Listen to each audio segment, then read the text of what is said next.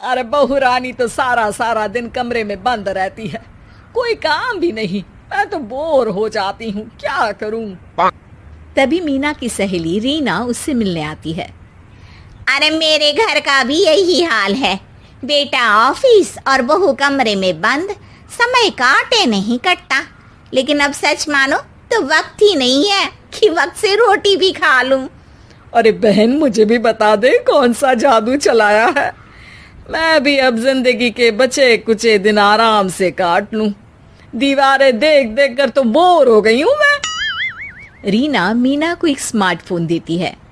ये ले, ये है वो छड़ी जो जादू करती है। इसमें मैंने तेरा फेसबुक अकाउंट भी बनाया है, एंजल प्रिया के नाम से। बस अब यहाँ दोस्त बना और सबसे बातें कर। सास को पहले तो उतना समझ नहीं आता है, लेकिन धीरे धीरे वो उसकी आदत डाल लेती है। माँ जी जल्दी से खाना खा लीजिए, मुझे थोड़ा काम है। अरे तू जा, मैं खा लूंगी, अभी वक्त नहीं है। और सासू माँ मोबाइल में मुंह गड़ाए जवाब दे देती है।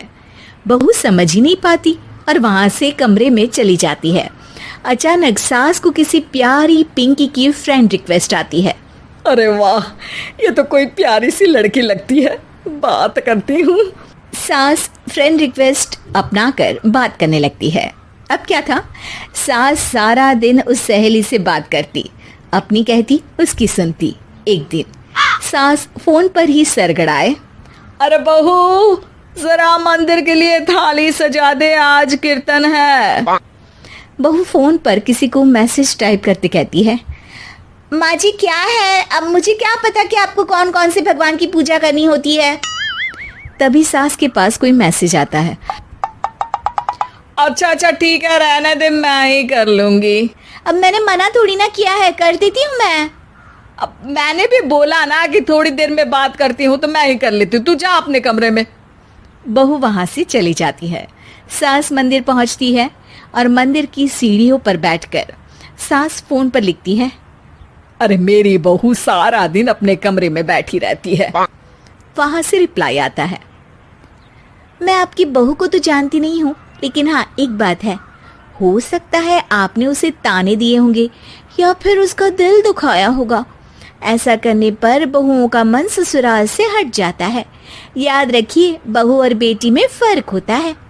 सास घर जाती है और बहू से बड़े ही प्यार से बात करती है, उसके लिए खाना बनाती है, उसे गिफ्ट में साड़ी भी देती है। जिसके बाद अगले दिन, माँ जी चलिए आज मैं भी आपके साथ मंदिर चलती हूँ, आते वक्त भोले भैया के गोलगप्पे खाकर आएंगे।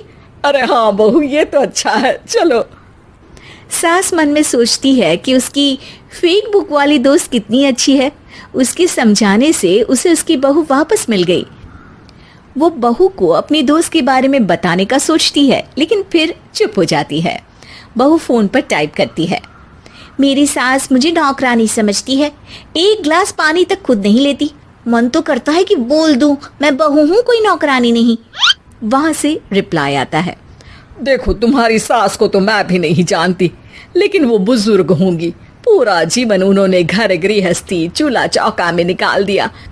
और फिर तुम ये भी मत भूलो कि जिस पति पर तुमको इतना गर्व है, उसे भी शिक्षा उन्होंने ही दी है।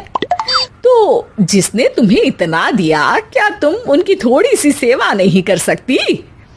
बहू भी अगले दिन से सास का सारा काम करती, उनके पैर दबाती, उनका ख्याल रखती, उनके साथ घूमने जाती।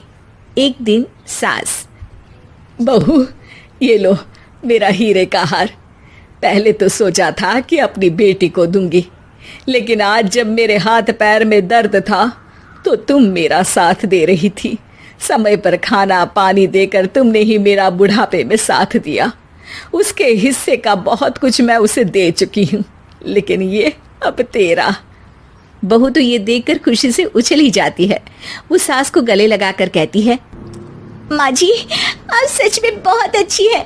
भला हो उस एंजल प्रिया का जिसने मुझे आपसे वापस मिलवा दिया, वरना मैं तो हमेशा आपको गलत ही समझती। मैं तो सोचती थी काश वो एंजल प्रिया मेरी सास होती। क्या नाम लिया बहू? एंजल प्रिया तेरी फेक बुक फ्रेंड है? हाँ माँ जी, वो बहुत अच्छी है। उन्होंने ही मुझे बताया कि सास की कीमत क्या होती है। अरे बहू, कहीं तू प्यारी पिंकी तो नहीं? जी माँ जी, मैं ही हूँ प्यारी पिंकी। क्यों? सास बहू को गले लगाकर कहती है। मैं भी यही सोचती थी कि काश प्यारी पिंकी मेरी बहू होती। शुक्रिया बहू। सासू माँ, शुक्रिया तो हम दोनों को फेसबुक और सोशल मीडिया का करना चाहिए, जिसने हम दोनों को एक दूसरे से दिल से मिला दिया।